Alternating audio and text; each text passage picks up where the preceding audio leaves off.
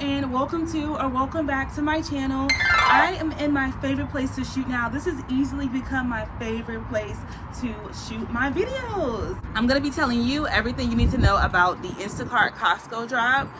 If you are an Instacart shopper who currently does Costco batches, then this video is for you. If you want to know everything about the Costco drop, then just keep watching this video. Let's go.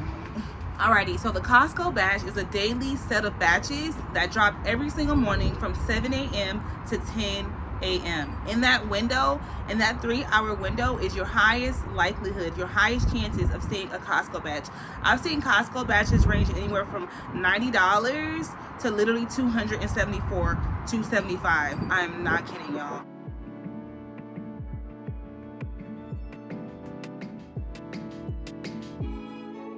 I have seen that big of a range, and when it comes to the amount of money you can make by securing a Costco batch at the beginning of your day.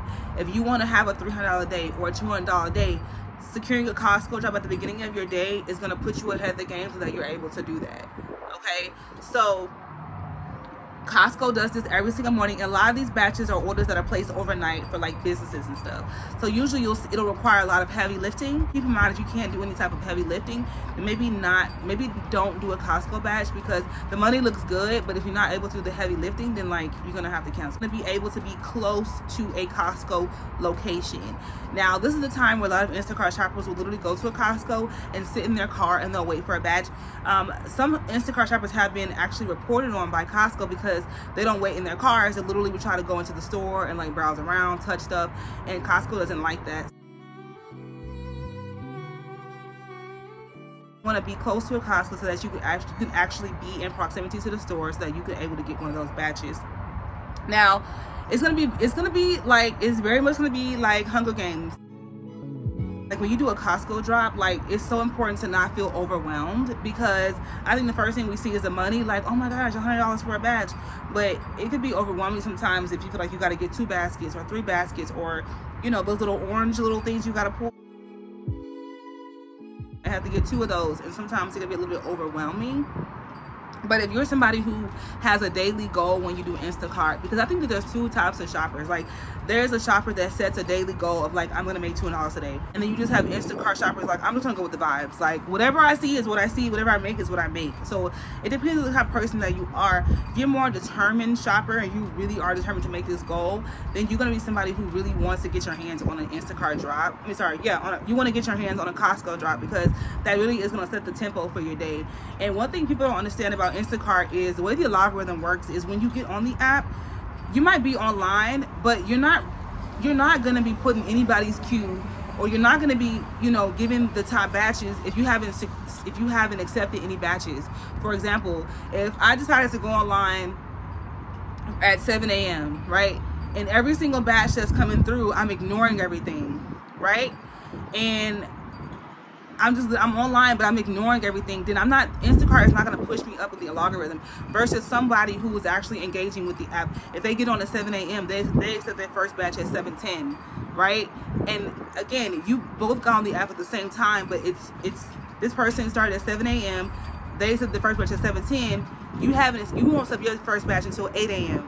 So that person is actually above you in the algorithm, because Instacart sees them as more as engaged, as more active. So that's why they're more likely to get the batches. So just make sure you keep that in mind as well. And also, yeah, like I've done a Costco batch before. I believe it was like 80, 85, I want to say $90. It was a while ago when I used to do Costco batches. And even then, like there was one Instacart shopper who told me that his strategy actually was every single morning he starts his day with the goal of getting a Costco batch. So his Costco batch sets the tempo for the whole day. So that's how he does his Instacart. So every single morning he'll go to like a Costco and he'll sit there and he'll get the Costco drop, $80, $90, $90, $100, whatever, and he'll start his day. After he does that batch, then at least he's secured at least $100 for the day. And so everything after that is literally just an add-on to that, and he won't shop Costco the rest of the day.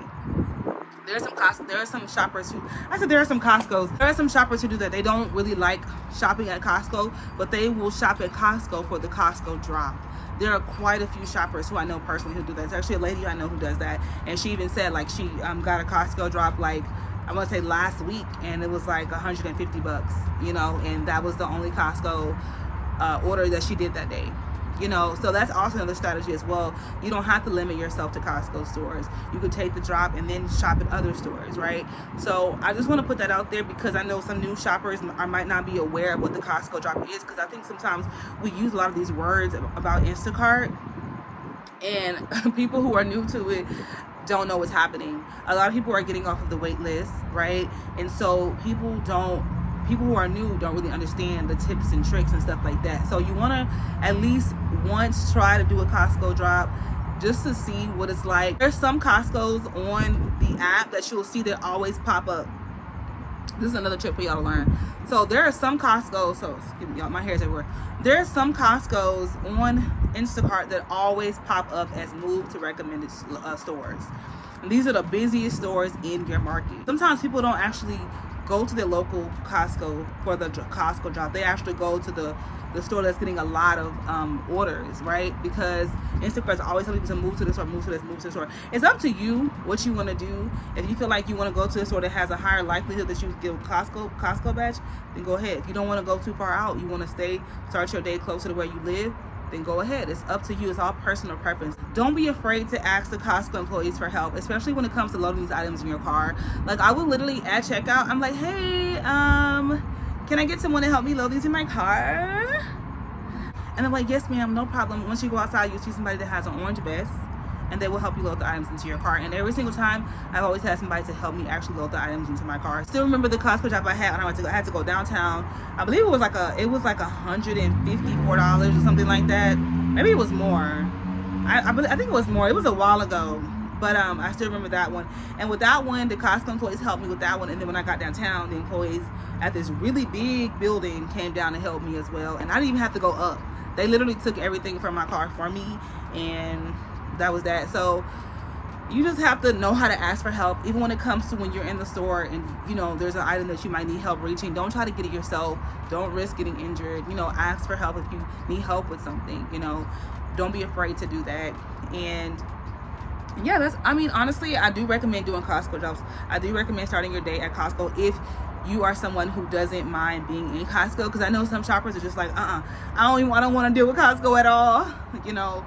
But and honestly, sometimes the employees might be a little annoyed when you show them your little Instacart Costco membership thingy when you're at checkout, and they might get annoyed and try to rush you and stuff. But sometimes they might be very friendly. So it just depends on which store you go to, what location. Just try to always be professional. Always remember the end goal and remember why you're there and why you're doing it. I definitely recommend doing Costco drops at least once. If you're a new Instacart shopper, definitely try it.